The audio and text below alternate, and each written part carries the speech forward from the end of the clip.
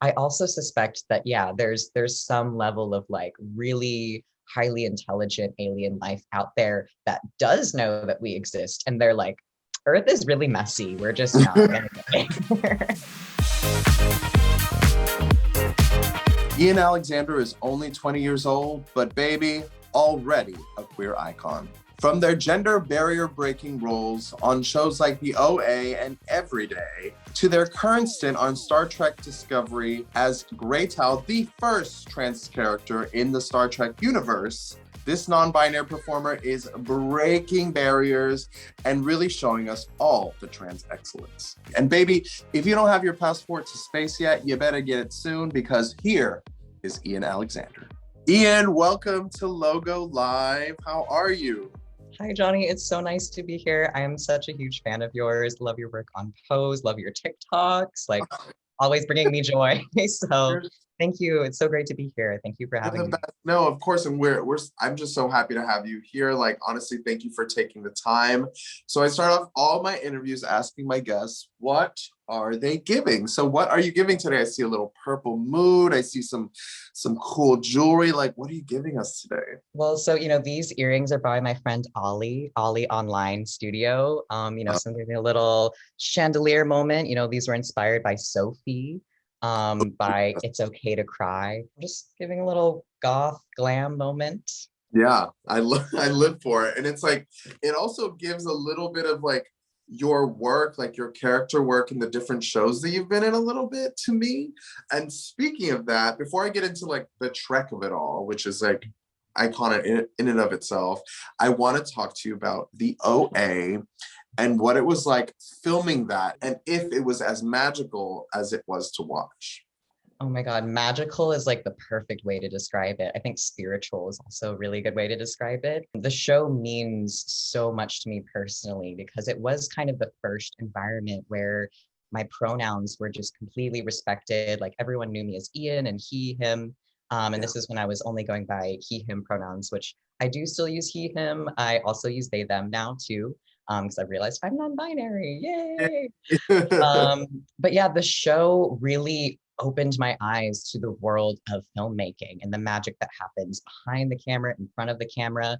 And there were moments where Britt Marling, who plays the OA, was telling her story as OA. And we just literally were like in her story, like imagining, being in Russia, being, a little girl, Nina Azarova. And like, there were moments where I literally had like goosebumps as she was telling her story. So it felt very real. Like the suspension of disbelief was like absolutely there. Like I thought I was actually in OA's story. There's a lot of shows out there that people enjoy, but I love when there's a show, especially a show that involves people from the family that is like has a cult following. And so I'm just so happy that you all still have that. And speaking of awesome shows, you are part of a very, very, very iconic show. For anyone who doesn't know, it's called Star Trek. And if you don't know what Star Trek is, maybe welcome to, the universe. But I would love to know, Star Trek, set the scene for me. When you got that call, I can only imagine it must have been such an important time and role for you. So what did that feel like when you got that call that said, Ian, it's you? I was blown away because I did not expect it at all. I had totally kind of been really hard on myself and was like, I don't really think that audition went that well. I mean, I was really kind of sweaty the whole time. And then once it started to I realized like this is going to mean so much to so many young trans youth out there like myself. And I think, even realizing that now again and again, I get messages from people being like, hey, I saw Gray, your character on Star Trek Discovery, and Gray is Adira's partner. So there's not one, but two trans characters on this show. Adira is non-binary, they use they, them. And so people will be like, I saw Adira and Gray, and I was able to come out to my mom, or, oh, I was watching this with my brother, and he like understands my gender identity a bit better now. Like hearing things like that just, it makes me so emotional. It really touches me because that's so important to me. Authentic representation is so important so that we can see ourselves reflected on screen, so that we feel less alone, so that we feel empowered and proud of who we are. The layer that you're in a trans umbrella relationship together on this show that means so much to so many people. Can you tell us a little bit about how that feels, like just going to work every day and like knowing that that's the vibe? My God, like being on set with Blue has been the most fun. I really love Blue Del Barrio. They're the person who plays Adira. When Yeah. we first met, like I instantly knew. I was like, oh, they're okay. We were both wearing like beanies, one hoop earring, one dangly earring, black hoodie, black pants, black shoes. And I was just like, we're instantly gonna like be friends. Yeah. And I made kind of a joke. I was like, oh, we're both wearing the same outfit because we're both trans. And like it was just something that like the friendship was immediately there, the chemistry was immediately there, and that translated to screen so well because it is a bit nerve-wracking, like meeting someone for the first time where you're gonna be playing their romantic partner. And I was just kind of like, okay, like I hope they're cool. Like I'm sure they're gonna be really cool, but I don't know them at all. Yeah. And we ended up having this very beautiful friendship. We play Dungeons and Dragons together every week now over Zoom with some of our other castmates. So Yeah. it's just a really beautiful, like hopefully life lasting friendship to come from that. And it is so important, I think, to have other trans people on set because very often I've been kind of Mm. one of the only visible, out and proud trans people. And there may have been others, but, I just wasn't aware of it. And so that can be very isolating. So I think having Blue there, there's a sense of camaraderie, there's a sense of, Yeah. friendship and empowerment. It's technically not a superhero show, but like I feel like because of the representation that you bring to the show, you are a superhero to so many people. And I hope that that like brings you joy because it's so special. But who are, speaking of representation, on TV or in film, who are some superheroes that might not even be superheroes that you have looked up to in the past, or like that have felt that you feel have represented you before? Definitely like every single character on Pose, including yours. I remember like when I watched that show, I was just like, oh my God, like there's never been so much queer joy on a show that I've seen before. I would say also, I look up to Britt Marling because of the OA so much. I really do. Like her and Zal are just like two people that I look up to so much creatively and also just as people because they're just really empathetic and really kind and really, really wise in kind of a way where it's like, is this like your seventh life or something? Yeah. So they're mentors of mine that I look up to a lot. I love that. I mean, there's also someone on your show that I've talked about a lot that he's inspired me in my career and like being my most authentic self when it comes to acting and just as a queer man in general, but that's Wilson Cruz. Wilson, I wanted to get, I a was little hoping like you would say thinking it. about like what it's like being around Wilson, like on set or just, in general. Wilson has like adopted me.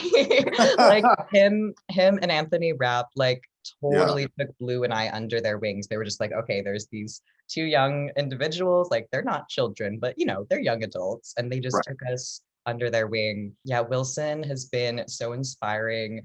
Just so he like gives so much to the community and to others. He's inspiring in every way possible, like as an artist, as a person, as a Yeah. friend, actor, everything. And hearing him sing on set and just like saying like action or like not action but just, like, just like hitting high notes and stuff like that, it just Yeah. really brightens up the day when it can be like really long days on Mhm. set, as you know. It's so nice because so often you hear about like your idols and like people you look up to not fulfilling what you want them to fulfill for you.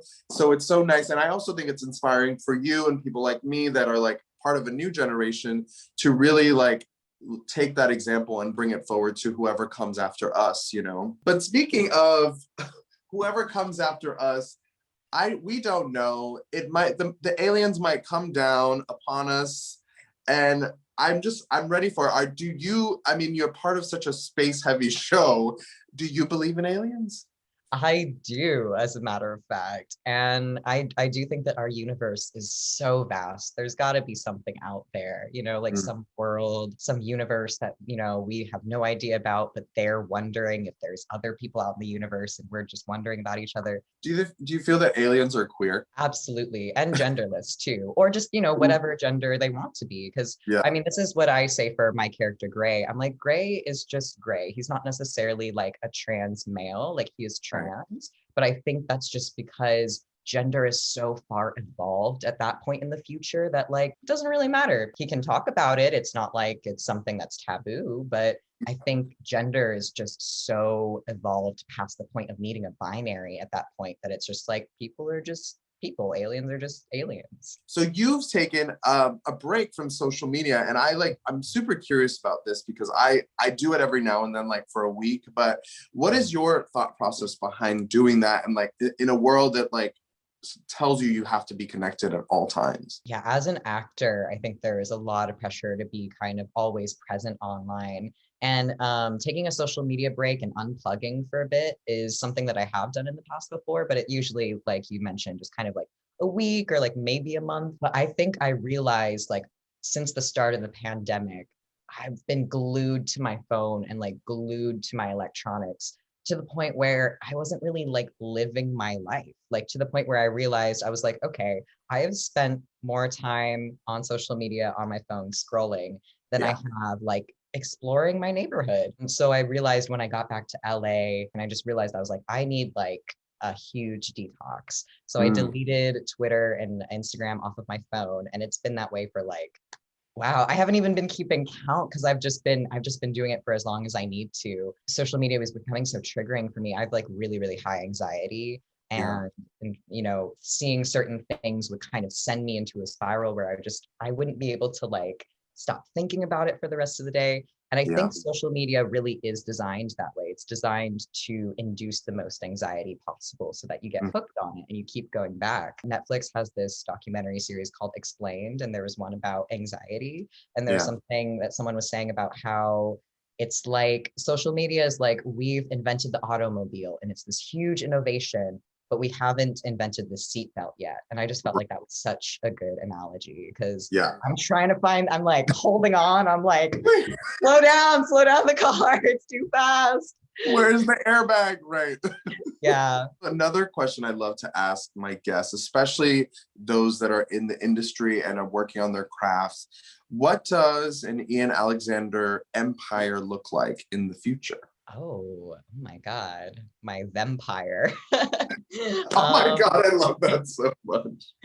Yeah, I would just love for my community and for everyone to just have compassion for themselves first and foremost, because that's something I'm still working on, is being compassionate with myself. I can be so empathetic and giving to others, but then really, really hard on myself. And I think that's something that a lot of artists can relate to because we're our own worst critics. Self-love, self-empathy, housing for all, like human rights for all. I know that that's like essential. And it's sad that so many in our community are, you know, displaced. They are houseless right now because of the pandemic. And then also everyone just gets to wear whatever they want. So like nail polish, hairstyles, jewelry, you know, skirts, whatever, suits, whatever you want to wear, completely genderless society, like kind of having an Oprah moment of like, you get a car, you get a car, you get a car.